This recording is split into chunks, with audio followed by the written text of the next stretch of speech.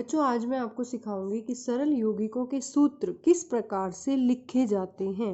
जैसे सबसे पहला हम डिस्कस कर रहे हैं हाइड्रोजन क्लोराइड का सूत्र।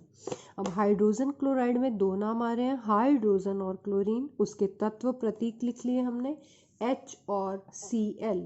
H हाइड्रोजन का प्रतीक है और Cl क्लोरीन का प्रतीक है। इनकी संयोजकता हमने इनके नीचे लिख दी। हमें पता है हाइड्रोजन की संयोजकता 1 होती है, क्लोरीन की भी 1 होती है।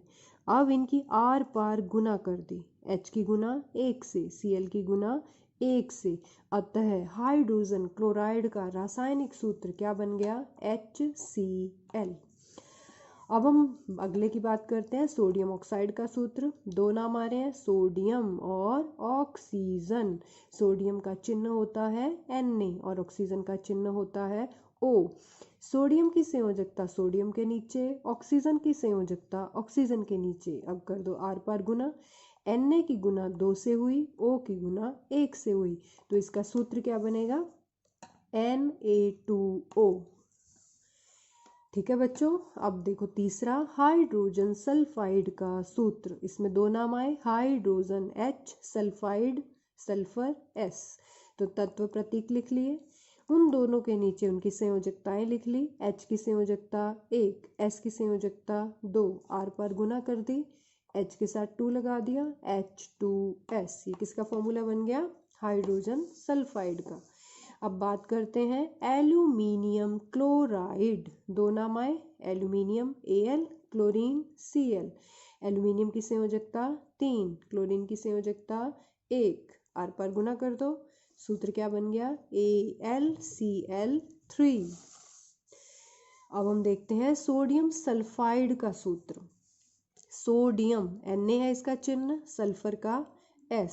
सोडियम की संयोजकता 1, सल्फर की संयोजकता 2, कर दो आर पार गुना, Na2S। कितना आसान है सूत्र बनाना, अगर आप इसको समझ के करोगे तो बहुत ही आसान है। तो आपको मेन दो ही चीज़ें पता होनी चाहिए, तत्वों के प्रतीक पता होने चाहिए और उनकी संयोजकता। फिर बस आर पार गुना करने से आपको क्या मिल जाएगा, सूत्र। अब हम निकाल रहे हैं कैल्शियम ऑक्साइड का सूत्र। कैल्शियम Ca, ऑक्सीजन O, दोनों की संयोजकता 2-2। अब हमने यहाँ संयोजकता नहीं लिखी, आवेश लिख दिया। जो कैल्शियम है वो 2 इलेक्ट्रॉन देने की क्षमता रखता है, देने की रखता है तो ये धन आयन बनाता है, तो ये 2 पॉजिटिव 2 प्लस के हैं इसके पास आवेश। ऑक्सीजन, इसकी संयोजकता 2 है लेकिन ये 2 इलेक्ट्रॉन लेने की कोशिश करता है, लेने वाले ऋण आयन बनाते हैं, तो इसकी जो आवेश है वो क्या है, 2 नेगेटिव 2 माइनस, आर पर गुना कर दी।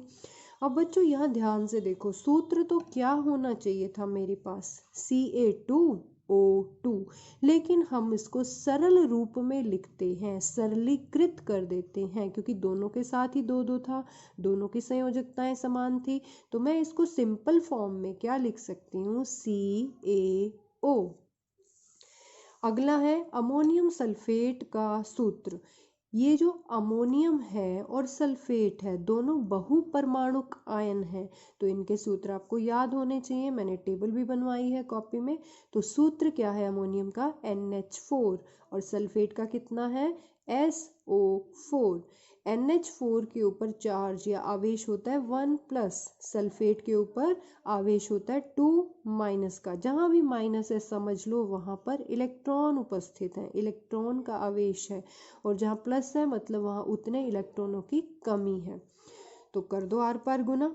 NH4 पहले से ही अणु के रूप में है, इसमें 5 परमाणु है, तो इसको ब्रैकेट में रखो, नीचे 2 लिख दो, SO4 पीछे लगा दो, तो एक इसका सूत्र बन गया अमोनियम सल्फेट। अब देखो लास्ट वाला सोडियम कार्बोनेट।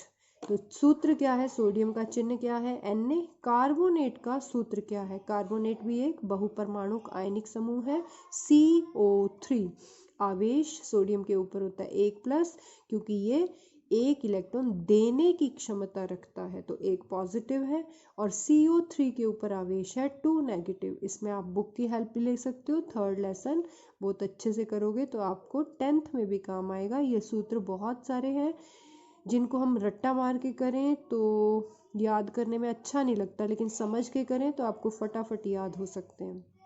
तो Na की गुना 2 से, CO3 की गुना 1 से, तो सूत्र क्या बना Na2CO3। तो ये वीडियो सभी बच्चे ध्यान से देखेंगे, और ये मैं यूट्यूब के थ्रू भेज रही हूँ, तो मुझे पता चल जाता है किसने देखी है और किसने नहीं देखी है।